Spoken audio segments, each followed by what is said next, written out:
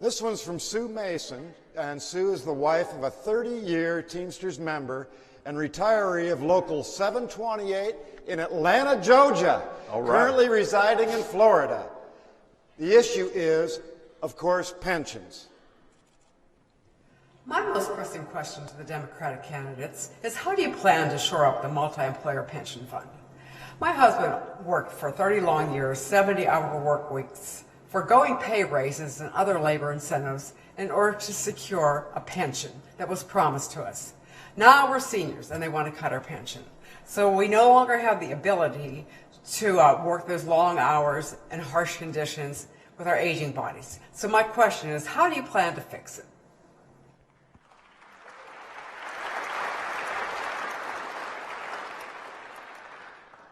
This is very straightforward, and it's insulting that we have to even have this conversation.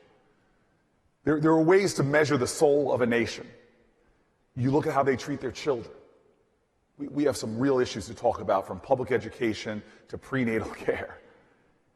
You look at people that are in the shadows of a society. You look at people's prisons and who they incarcerate. We're this crazy nation that one of every 3 incarcerated women on the planet Earth are here in a nation that makes up only 4% of the globe's population. But God, one area we should be ashamed of ourselves is what we do to our seniors and our elders in this country.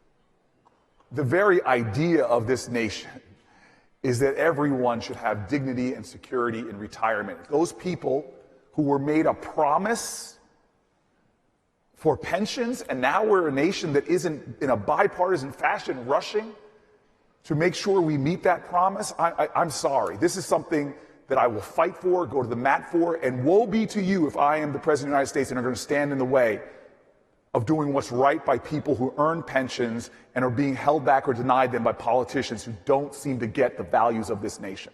So let me tell you very specifically. I'm going to tell you 3 things that I'm going to do as president, but there's a lot more, but I want to be brief on these 3 things. One is, I am an original co-sponsor of the Butch-Lewis Act, and we're going to get that passed. It's not complicated. We're going to get it done.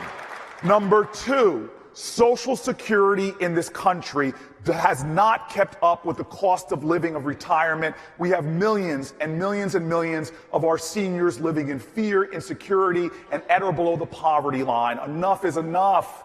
Social Security has been a regressive tax where the wealthiest amongst us pay a far lesser percentage into that pool of Social Security. It's a simple way to fix it. I'm one of the leaders of legislation in the Senate to do that. It's for the wealthiest Americans, only affecting about 2% of us. You just raise the cap to get more resources, to extend the viability, and to expand the payments to people in this country.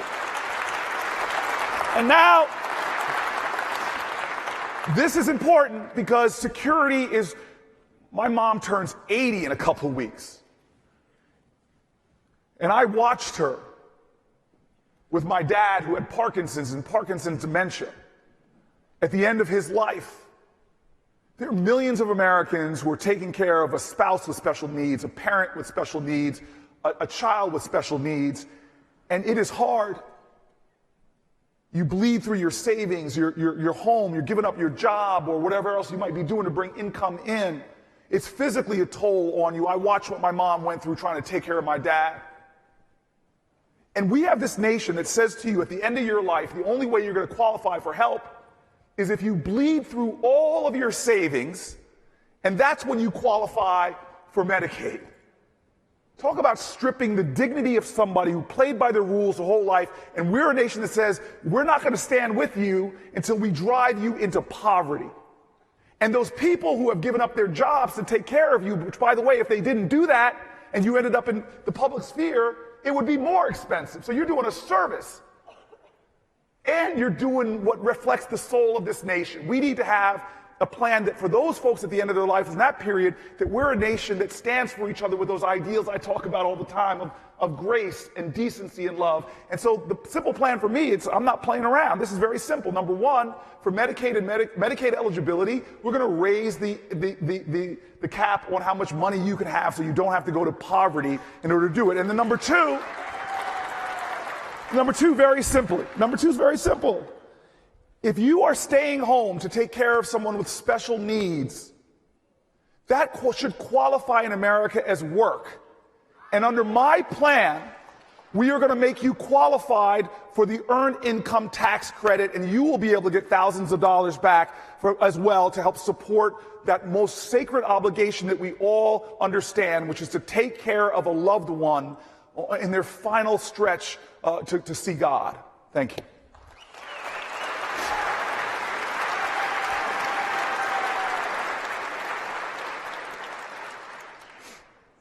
Senator, I work in the newspaper industry, therefore I cannot afford my own health insurance. I spent 27